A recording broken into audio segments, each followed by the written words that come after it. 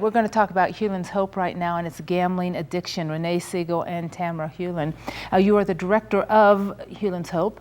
And Tamara, you are the executive director of the Arizona Council on Compulsive Gambling. That is correct. Okay, why are women more prone to gamble than men and to become addicted? What are the stats on this as we kick this conversation off?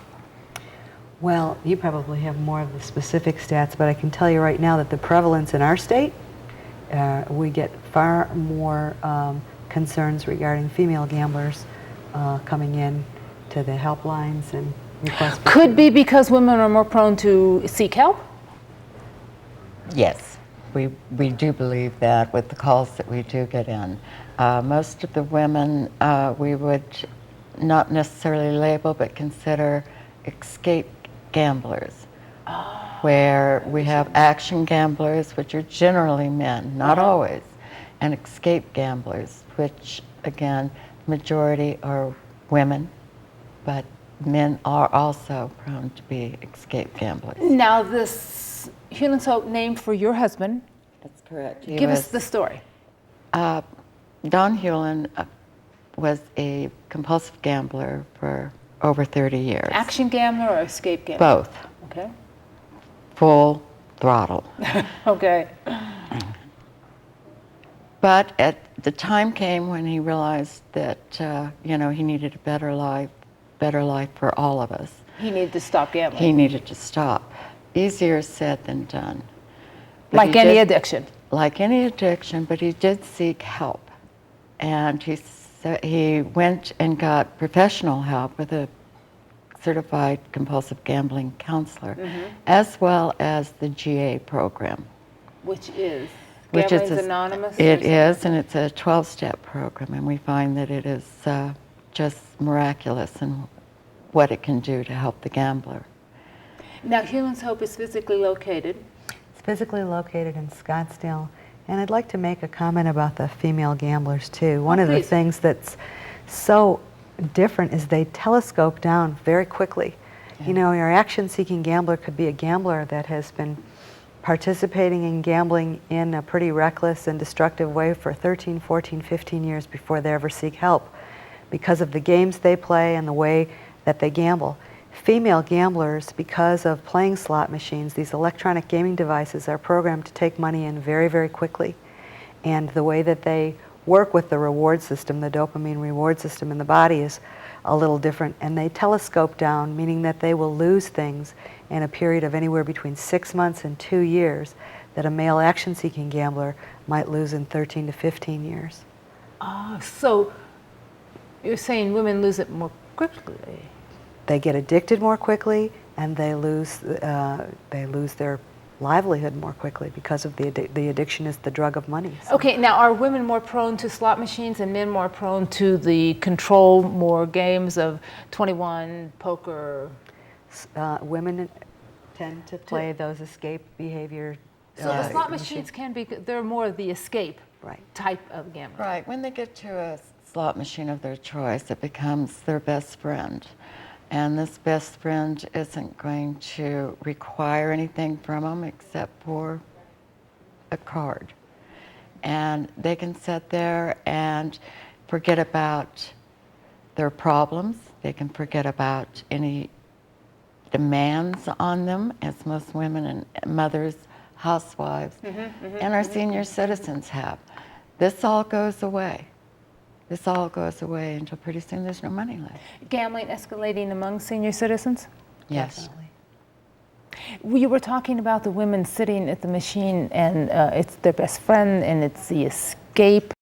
Yes. It's a way to escape whatever's happening in their life, whereas the action, but that's an escape also, but... It is. It's a misnomer in some ways.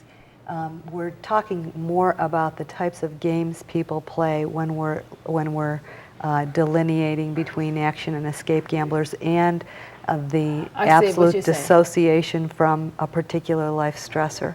The particular life stressors that women are escaping from are any of the demands that would be made on them by children, husbands, job. So like any addiction, it's not the process, it's not the activity that they're engaging in, whether it be drugs, drinking, eating, whatever it is, that is just the result of, that's a symptom of a more deep-seated reason, correct? In a lot of cases, although, I mean, that's still under research, but usually there are, you know, pre-existing conditions that set off the gambling.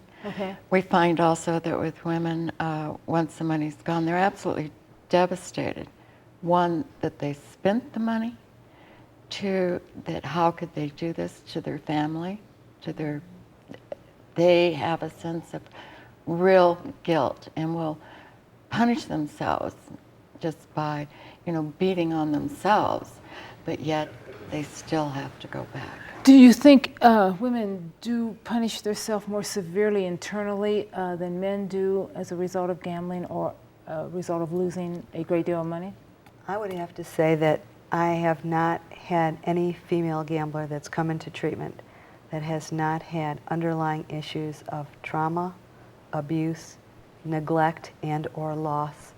And I think every addict, by the time they seek help for any addiction, but gambling specifically, there's generally a lot of guilt and shame around the demise as a result that of the addiction. Yeah. Another thing that makes it so attractive, you have to admit, you walk into a casino, and it used to be years past, I'm old enough to remember, obviously, it was just a slot machine. Now they have the game machines. There's more themes to the slot machines. They're more attractive. They draw you in.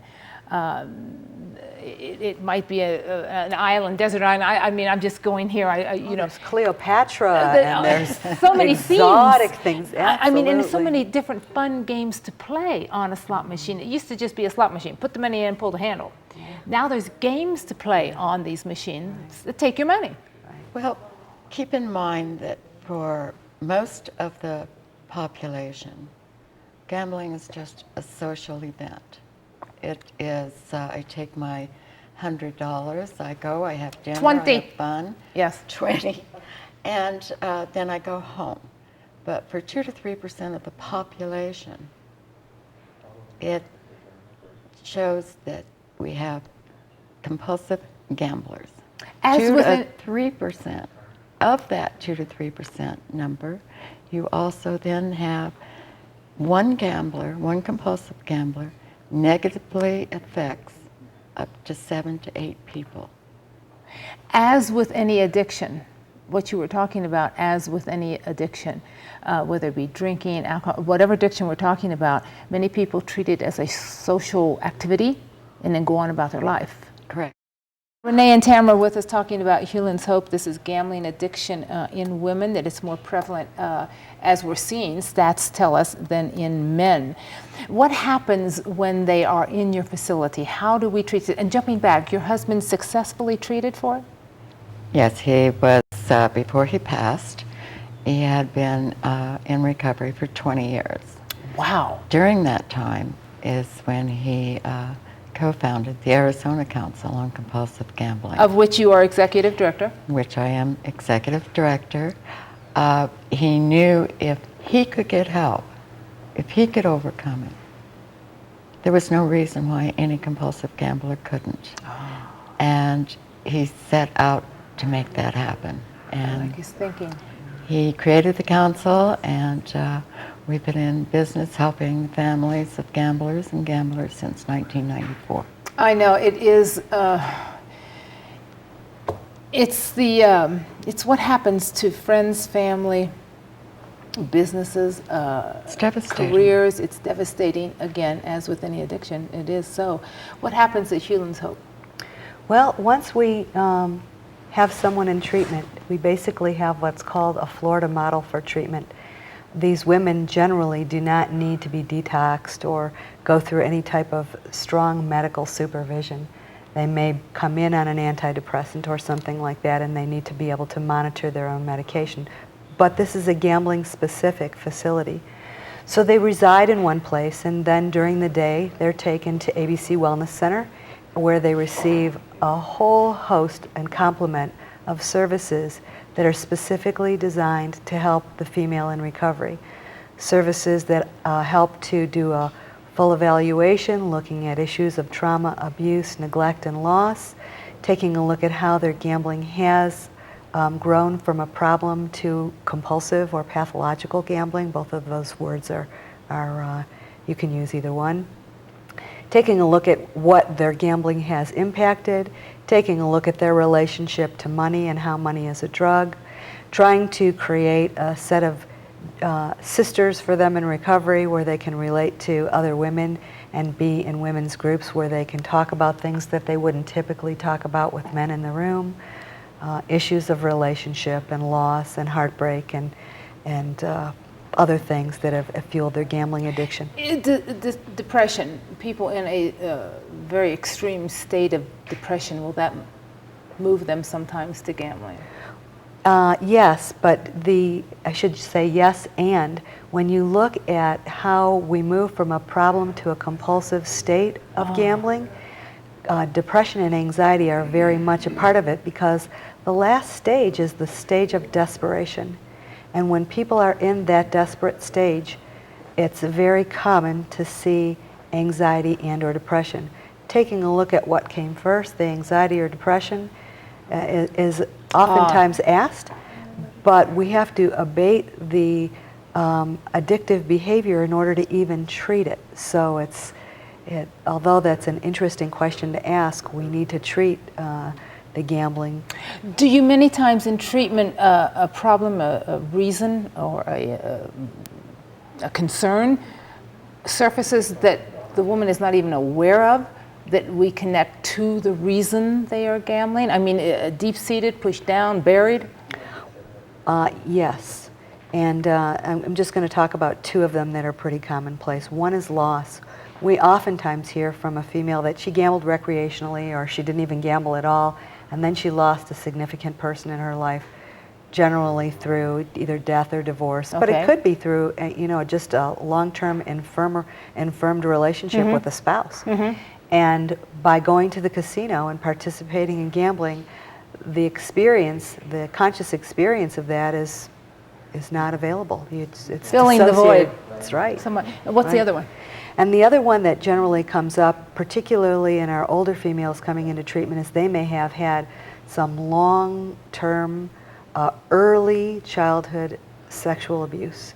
Really? And for the first time ever, we actually had a group of women in treatment at one time called the Golden Girls, and 7 out of every 10 women in that group, for the first time ever, would admit to issues of sexual abuse that happened in childhood that they had never disclosed to anyone in their life. That's interesting.